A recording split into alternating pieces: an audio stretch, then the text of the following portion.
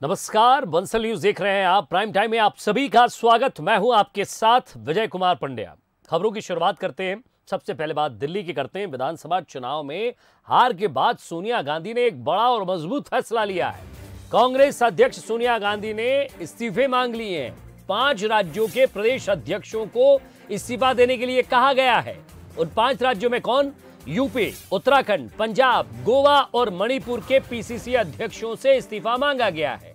अब सवाल यह है कि इन लोगों के इस्तीफे कब तक पहुंचते हैं, और अगर इन लोगों से इस्तीफा मांगा है तो क्या आगे पार्टी में कोई बड़ा परिवर्तन हो सकता है, या फिर गांधी परिवार की छत्रछाया में ही आगे भी जो है नेतृत्व रहेगा।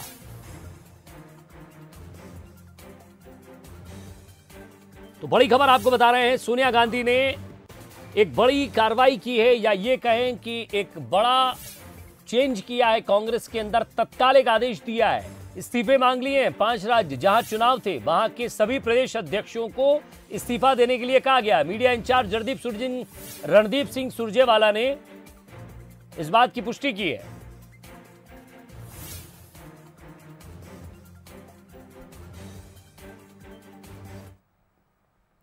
तो यूपी, पंजाब सहित 5 राज्यों में मिली करारी हार के बाद कांग्रेस में विवाद थमने का नाम नहीं ले रहा है। सीडब्ल्यूसी की बैठक के बाद पूर्व केंद्रीय मंत्री कपिल सिब्बल ने कहा कि कांग्रेस की कमान गांधी परिवार को छोड़ देनी चाहिए ताकि दूसरों को मौका मिले। सिब्बल ने पार्टी के भीतर राहुल की दखलंदाजी को लेकर भी सवाल उठाया। इंडियन एक्सप्रेस को दिए इंटरव्यू में सिब्बल ने कहा कि राहुल गांधी डिफेक्टो प्रेसिडेंट रहे हैं। पंजाब में सीएम बनाने में उन्होंने फैसला किया था। आप बताइए कि किस हैसियत से उन्होंने ये डिसीजन लिया था। सिब्बल ने कहा कि हमारी मांग है कि घर की कांग्रेस के बजाय सबकी कांग्रेस हो। मैं इसके लिए आखिरी सांस तक लड़ूंगा। वहीं सिब्बल के बयान पर राजस्थान के मुख्यमंत्री अशोक गहलोत ने पलटवार किया है। गहलोत ने कहा है कि सिब्बल को कांग्रेस का कल्चर नहीं पता है, वे पार्टी की एबीसीडी नहीं जानते। सिब्बल अच्छे वकील रहे हैं। सोनिया जी और राहुल जी ने उन्हें बहुत मौके दिए हैं। इधर पार्टी में मचे घमासान के बीच कपिल सिब्बल ने बुधवार को अपने आवास पर G23 नेताओं को डिनर पर बुलाया था।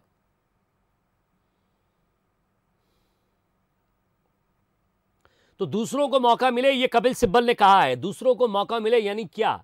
दूसरी तरफ पार्टी के एक सबसे बड़े वफादार के तौर पर राजस्थान के सीएम ने भी सीधा पलटवार कर दिया है। अब G23 की समिट हुई, यानी कि ये कहें कि बैठक हुई, घर पर डिनर के लिए बुलाया। तो G23 क्या चाहता है? यानी कि वो नेता जो पार्टी में गांधी परिवार के फैसलों से नाराज हैं, एक्शन रिएक्शन से नाराज हैं, या फिर नेतृत्व में किसी और व्यक्ति को चाहते हैं। साफ तौर पर कपिल सिब्बल ने अपनी बात यह स्पष्ट तौर पर पार्टी के सामने रखी है।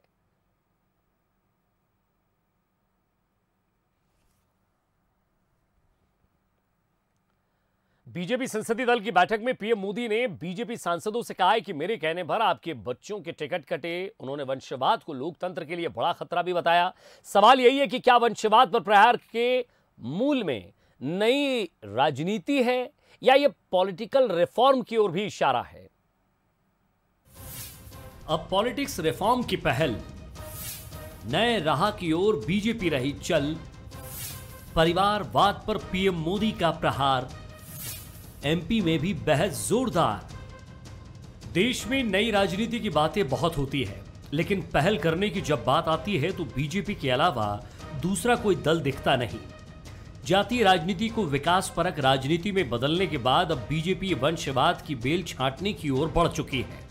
इसका ताजा उदाहरण बीजेपी संसदीय दल की मीटिंग में पीएम मोदी का बयान है। उन्होंने सांसदों से कहा कि अगर विधानसभा चुनाव में आपके बच्चों के टिकट कटे हैं तो उसकी वजह मैं हूं। कई सांसदों के बच्चों को मेरे कहने पर टिकट नहीं दिया गया।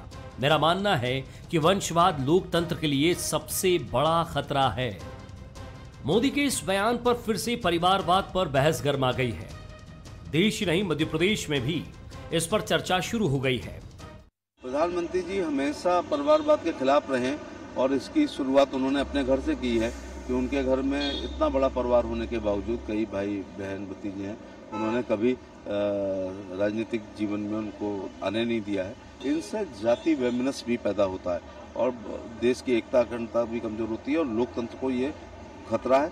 जाति का भला करके परिवारवादी पार्टियां बनती हैं आश्वासन से, लेकिन बाद में स्वयं का भला ही होता है। कि परिवारवाद बिल्कुल नहीं होना चाहिए। और जैसा कि माननीय प्रधानमंत्री ने कहा है, तो कहीं ना कहीं बहुत सोच, जब भी वो बात करते हैं माननीय प्रधानमंत्री जी, तो कहीं ना कहीं बहुत सोच समझ कर बात करते हैं और मैं तो उनकी बात का समर्थन करता हूँ। निश्चित रूप से इसमें शुचिता भी है और हमारा तो ये मानना है और भी लोगों को दायित्व मिलते हैं। एक परिवार से 2-3 लोग हो जाएंगे तो हमारे और भी लोग छूट भी जाते हैं, कार्यकर्ता छूट जाते हैं। तो मेरा भी यही मानना है कि राजनीति में परिवारवाद की राजनीति नहीं होना चाहिए। बीजेपी के वंशवाद में वैसे तो कई क्षेत्रीय दल भी हैं, लेकिन उसका मुख्य निशाना कांग्रेस पार्टी ही है। हालांकि कांग्रेस इस पर क्या सोचती है, ये भी सुन लीजिए। परिवारवाद की राजनीति पूरे मध्य प्रदेश में और भारतीय जनता पार्टी में चरम पर चल रही है। कैलाश जोशी जी के बेटे को 2018 में टिकट दिया, पटवा जी के बेटे को टिकट दिया, कैलाश विजयवर्गीय के बेटे को टिकट दिया। ये तो गोपाल भार्गव का टिकट काट नहीं पाए, नहीं तो उनके बेटे को भी देते, जैन भैया के बेटे को भी देते, सबके बेटों को देते। पूरी भारतीय जनता पार्टी परिवारवाद में घिर गई है। और आप देखना कि अगले चुनाव के अंदर जितने नेता हैं, इनके बेटे और बेटियों को ही टिकट भारतीय जनता पार्टी देगी और इनका सुपड़ा साफ परिवारवाद पे ही होगा। राजनीतिक विश्लेषकों के मुताबिक परिवारवाद पर बहस नई नहीं है। मूल बात यह है कि अब इस पर भी पहल हो रही है। पीएम मोदी के कहने के बाद रमन सिंह के बेटे अभिषेक सिंह को मौका नहीं दिया गया। लाल कृष्ण आडवाणी की बेटी प्रतिभा और बेटे जयंत को टिकट नहीं मिला। अनंत कुमार की पत्नी तेजस्विनी को भी मौका नहीं मिला। उनकी जगह युवा नेता तेजस्वी सूर्या को टिकट दिया गया। इसी तरह बीसी खंडूरी के बेटे को भी टिकट नहीं मिला। गोपाल भार्गव के बेटे अभिषेक भी इसी लिस्ट में शामिल हैं। हुकुम सिंह की बेटी मृगांका को भी इसी आधार पर टिकट नहीं मिला। और भी कई नाम हैं जिन्हें टिकट नहीं मिला। बावजूद इसके पार्टी में इस बात को लेकर कोई विरोध सामने नहीं आया। ये भी एक बड़ी बात है। Bureau report, Bansal news. 4 राज्यों में जीत से उत्साहित बीजेपी ने अब एमपी में मिशन 2023 की तैयारी शुरू कर दी है और इसके लिए प्रदेश की आर्थिक राजधानी इंदौर से एक अनोखा अभियान भी शुरू कर दिया गया है। बीजेपी ने हर घर भगवा घर घर भगवा अभियान की शुरुआत करके खजराना गणेश मंदिर में पूजा अर्चना की, जिसे कांग्रेस के घर घर चलो अभियान का जवाब माना जा रहा है। यह रिपोर्ट आपको दिखाते हैं। मध्य प्रदेश में विधानसभा के चुनाव में अभी 1.5 साल का वक्त बाकी है, लेकिन यहां कांग्रेस और बीजेपी की चुनावी तैयारियां जमीन पर दिखने लगी हैं। कांग्रेस ने घर घर चलो अभियान चलाकर पार्टी का झंडा और स्टिकर लोगों के घरों तक पहुंचाया, तो बीजेपी ने भी अब हर घर घर भगवा अभियान की शुरुआत कर दी है। अभियान की कमान ओबीसी मोर्चा के प्रदेश उपाध्यक्ष नानूराम कुमावत संभाल रहे हैं। इस अभियान के तहत हर मंदिर और हर घर पर भगवा ध्वज लगाया जा रहा है। बीजेपी का कहना है कि भारतीय संस्कृति में भगवा ध्वज शुभ चिन्ह माना जाता है। इंदौर से शुरू हुआ यह अभियान पूरे देश में जाएगा। अप्रैल को गुड़ी पड़वा है। गुड़ी पड़वा के पूर्व संस्था पुरुषार्थ ने ये तय किया है कि हर घर में भगवा ध्वज लगे, इसलिए अभियान लिया है घर घर भगवा हर घर भगवा, जिसकी आज प्रारंभ यहाँ खजराना गणेश मंदिर से हो रही है। प्रदेश भर से जो फ़ोन आ रहे हैं कि हम भी हमारे गाँव में भगवा ध्वज का अभियान चलाना चाहते हैं।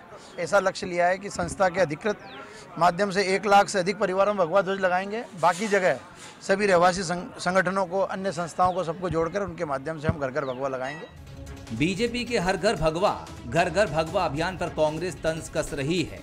कांग्रेस प्रदेश सचिव राकेश सिंह यादव का कहना है कि बहुसंख्यक वोटरों के ध्रुवीकरण का यह अभियान है। बीजेपी ईमानदारी से लोगों को जोड़ने की बात करती तो घर घर तिरंगा लगाने का अभियान चलाती। कांग्रेस ही ऐसी पार्टी है जो देश का तिरंगा लेकर चलती है। बीजेपी सिर्फ भगवा तक ही सीमित है। अब जो घर घर भगवा का अभियान चलाया जा रहा है वो एक धर्म को, संप्रदाय को जोड़ने का, वोटों का ध्रुवीकरण का अभियान है। अगर वो ईमानदार होते तो घर घर तिरंगा अभियान चलाते, घर घर देश का तिरंगा लगाते। कांग्रेस ही एक ऐसी पार्टी है जो देश का झंडा लेके चलती है, कांग्रेस का तिरंगा लेके चलती है, देश का तिरंगा लेके चलती है और कांग्रेस ही घर घर तक तिरंगा पहुंचाती है। हर घर भगवा अभियान 2 अप्रैल गुड़ी पड़वा तक चलाया जाएगा। उस दिन घर घर में उगते सूर्य को अर्घ्य देकर नववर्ष के बधाई कार्यक्रम भी आयोजित किए जाएंगे। हालांकि देखने वाली बात ये होगी कि इस अभियान का असर चुनावों पर कितना पड़ेगा, ये शायद आने वाला वक्त ही बताएगा। पीयूष पारे, बंसल न्यूज, इंदौर। और देश भर में इन दिनों द कश्मीर फाइल्स फिल्म की चर्चा है। पीएम मोदी की फिल्म को लेकर तारीफ के बाद कई राज्यों में इसे टैक्स फ्री कर दिया गया है। वहीं अब फिल्म को लेकर पीएम मोदी का बयान भी सामने आया है। पीएम मोदी ने कहा कि द कश्मीर फाइल्स जैसी फिल्में बनती रहनी चाहिए। कई सालों से सच को दबाया गया है, इमरजेंसी पर कभी फिल्म नहीं बनी। पीएम मोदी ने सच को उजागर करने के साहस की सराहना की है। कश्मीर फाइल फिल्म की चर्चा चल रही है और जो लोग हमेशा फ्रीडम ऑफ एक्सप्रेशन के झंडे लेकर के घूमते हैं वो पूरी जमात बौखला गई है पिछले 5-6 दिन से। और ये फिल्म का तथ्यों के आधार पर, आर्ट के आधार पर उसकी विवेचना करने के बजाय उसको डिस्क्रेडिट करने के लिए बड़ा मुहिम चला है। आपने देखा होगा एक पूरी इकोसिस्टम कोई सत्य उजागर करने का साहस करे, उसको जो सत्य लगा उसने प्रस्तुत करने की कोशिश की, लेकिन उस सत्य को न समझने की तैयारी, न स्वीकारने की तैयारी है, न ही दुनिया इसको देखे इसके लिए उनकी मंजूरी है।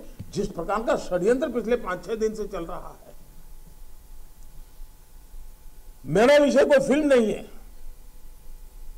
मेरा विषय है कि जो सत्य है उसको सही स्वरूप में देश के सामने लाना देश की भलाई के लिए होता है। और सीएम शिवराज सिंह चौहान ने झाबुआ जिले के थांदला में आयोजित भगोरिया में शिरकत की। यहां सीएम और उनकी पत्नी साधना सिंह ने ट्रेडिशनल ड्रेस पहनकर ढोल मांदल की थाप पर डांस किया। इस दौरान सीएम के हाथों में तीर कमान था, जबकि साधना सिंह ने सिर पर बोलनी रखी हुई थी। सीएम करीब 1.5 घंटे तक इस इवेंट में मौजूद रहे। सीएम शिवराज सिंह चौहान ने डांस करने से पहले वहां थोड़ी जगह खाली करवाई, फिर कलाकारों को बुलाया, उनके साथ तीर कमान हाथ में लेकर थामकर नाचने गाने लगे। इससे पहले सीएम और उनकी पत्नी का पारंपरिक नृत्य के साथ स्वागत भी किया गया। ये तस्वीर आप देखिए, पहले स्वागत किया गया एयरपट्टी पर, उसके बाद मेले में शामिल हुए। सीएम ने पिपरी भी किस तरह बजाई, ये खुली जीप में तस्वीर देखिए, आदिवासियों के साथ नृत्य किया और भगोरिया में सीएम की सवारी।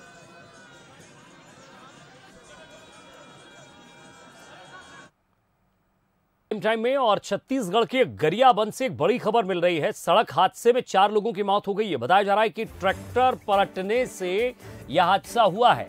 हादसे में कई लोग घायल भी हुए हैं। घायलों का जिला अस्पताल में इलाज जारी है। तो खबर यह भी मिल रही है कि मौत का आंकड़ा बढ़ सकता है। ट्रैक्टर में लगभग 25 लोग सवार थे। तो होली से 2 दिन पहले यहां गांव में मातम पसरा है। गरियाबंद में यह हादसा हुआ। बताया जा रहा है कि बच्चे, बूढ़े और महिलाएं भी इसमें शामिल थी। छुट्टी कार्यक्रम में शामिल होने के लिए लोग गए थे। तो मोहलाई, माफ कीजिएगा, मोहलाई छठी कार्यक्रम बताया जा रहा है। वहां का अपना पारिवारिक कोई कार्यक्रम होगा, वहां ये गए होंगे। लगभग 25 लोग बताए जा रहे हैं।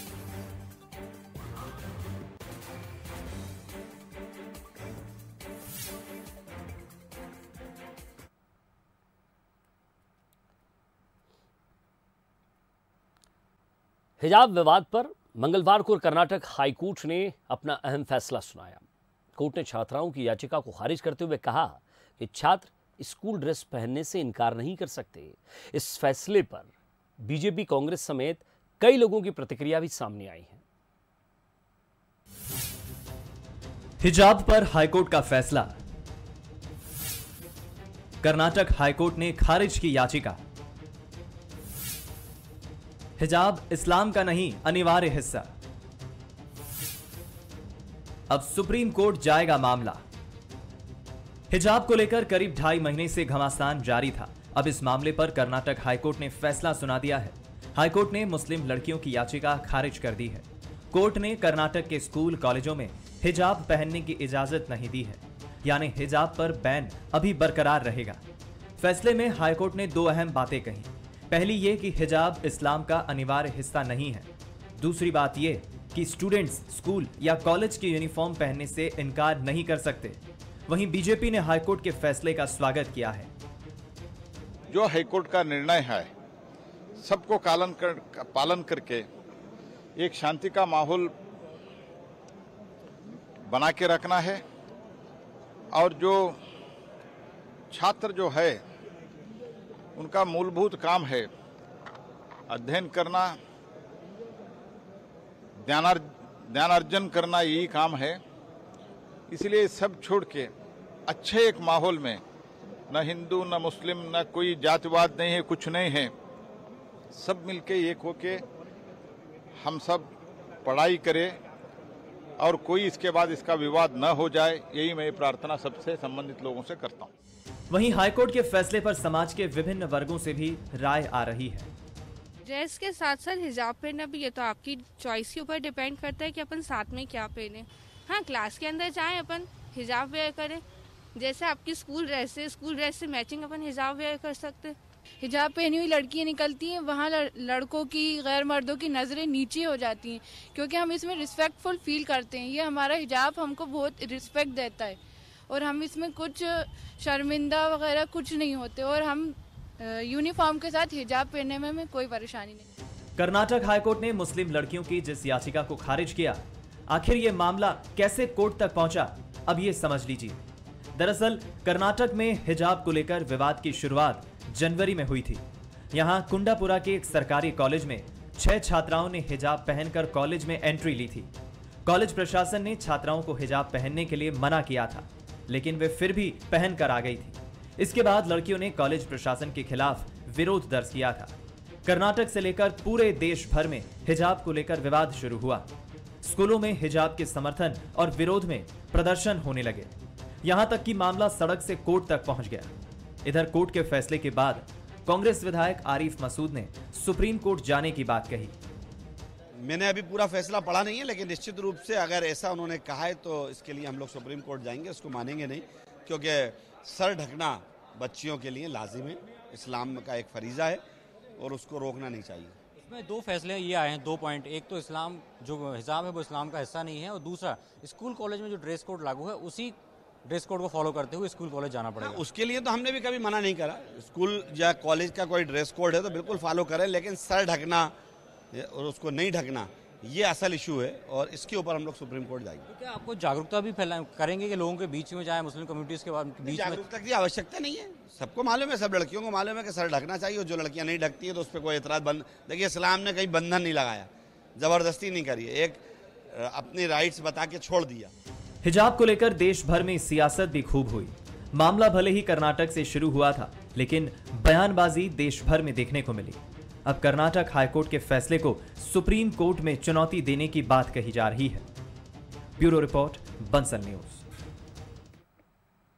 और इसी के साथ प्राइम टाइम में फिलहाल इतना ही। नमस्कार।